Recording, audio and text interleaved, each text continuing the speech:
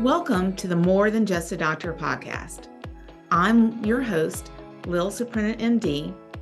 I'm a life coach for physicians, a practicing hospitalist, a wife, a mom of 2 boys, a reader, a dancer, a dolphin enthusiast, and all the things. Just like me, you're more than just a doctor, and that's what we're going to talk about each week.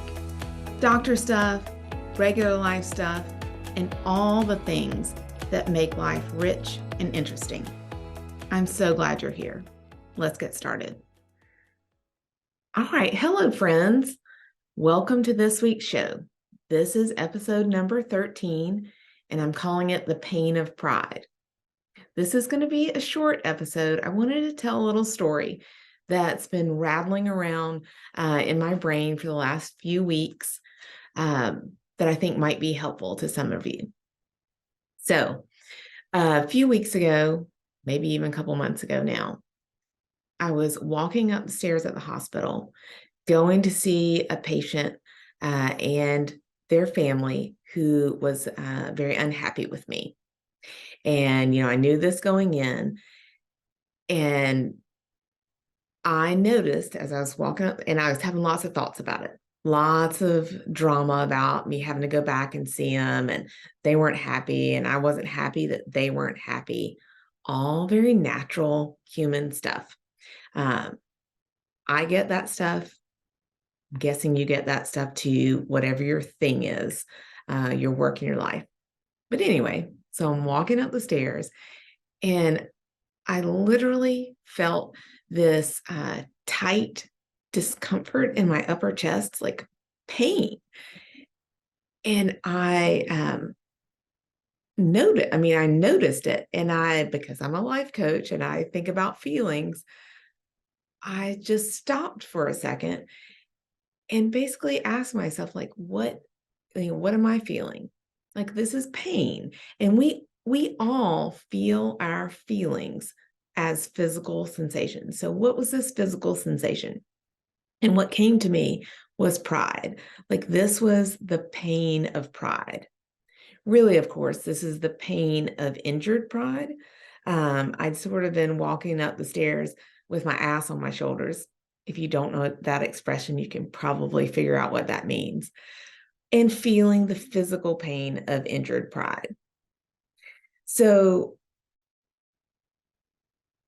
just recognizing the feeling and naming it is super helpful to help us all, me in that instance, and you in your life, get more a hold of yourself and your emotions.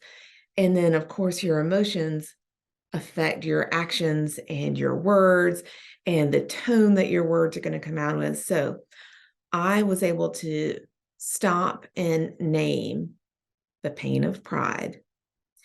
And it's called affect labeling, actually, if you want to get technical. And it's a technique that's widely used in cognitive behavioral therapy, very helpful.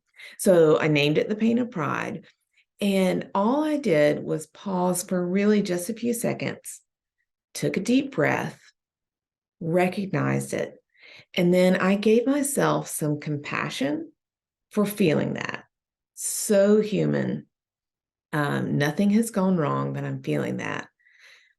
But recognizing that I'm feeling that way gave me a moment to consider, how did I want to feel going into this interaction? And it was not the pain of pride. So how I wanted to feel was calm and some compassion for the other people in the situation. And one of the techniques that I use, I did not actually use it at that moment in the hallway because I usually do this out loud, but here is a technique that I want to give you to comfort yourself. And it's this: I put my hand over my heart with some pressure, and I say, I'm a human being with a human brain and a human heart, and I love you. And that's self-soothing. That's giving yourself compassion. And that giving yourself compassion allows you to have compassion for other people. So it's not just selfish and self-indulgent. It really does. Compassion for ourselves allows us to have compassion for others. But since I was in the hallway, or excuse me, the stairwell heading up, but it did allow me taking that deep breath, like recognizing the humanness of it, giving myself a moment of compassion, and then deciding, like, how do I want to feel? It really did allow me to go into the room and have a conversation where I knew I was going to take incoming anger, and I totally did. So how did I do? I say I did fair plus. Like, it wasn't perfect. That moment of awareness didn't totally get me back to, the Buddha, but it definitely helped. It helped me be able to be calm and clear when talking to people who are angry and not feeling super rational themselves. So it was very helpful, and I hope that will be helpful to you. So what I want you to start doing is, for just beginner level, is notice the feelings, the physical sensations in your body. And if you notice a feeling, just ask yourself, like, what is the feeling? And give it a name. If it's anger, anxiety, frustration, stress, mind, pain of pride. So start with that and just notice it. Notice all the sensations. Give yourself a moment. Take a deep breath.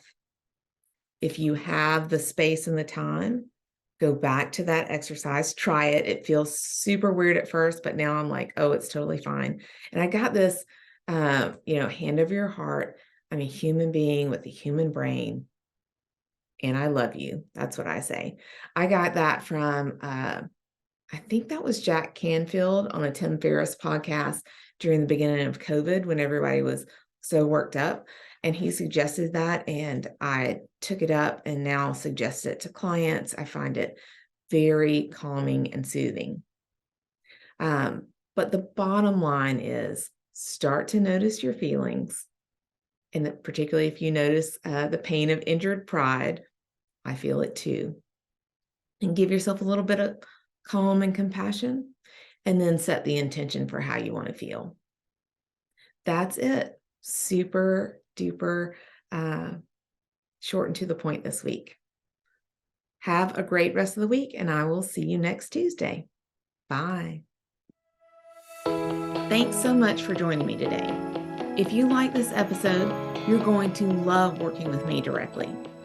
Sign up for email updates from me in the show notes.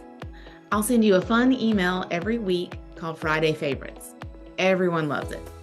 Or if you're ready to get started creating your rich and interesting life, book a free consultation with me to explore working together one-on-one. I can't wait to meet you. You'll find these links and other resources in the show notes. See you next week.